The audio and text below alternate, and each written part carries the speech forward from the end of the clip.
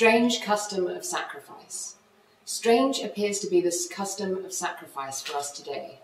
Twice as strange since the industrial production has estranged us from the source of our food, but strange as well as in time of individual self-realization, sacrifices are prescribed.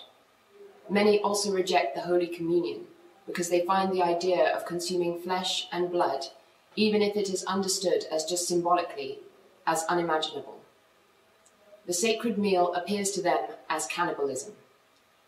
To understand, we have to look far backward. All life lives from sacrifice. That is part of its deepest nature. It becomes apparent where animals are being sacrificed for their meat to be eaten.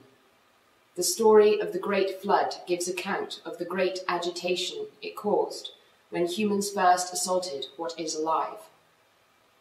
Only God's rainbow and Noah's altar of sacrifice were able to hallow this intrusion into life.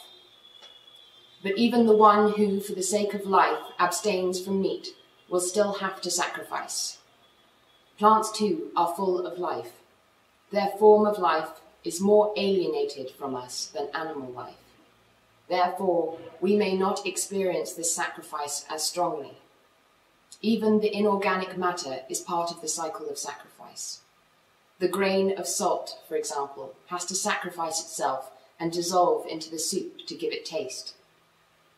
If sacrifice in this form is an essential part of life's reality, then sacrifice needs to also rank highly in religions.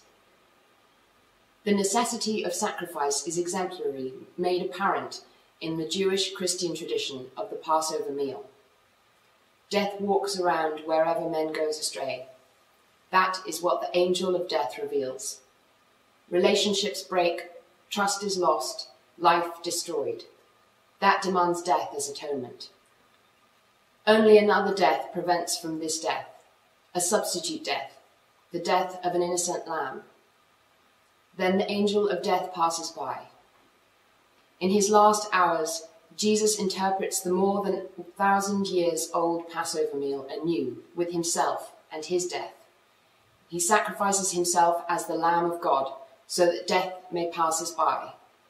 Through this, we who have become guilty can return to freedom and innocence. We can regain love and life.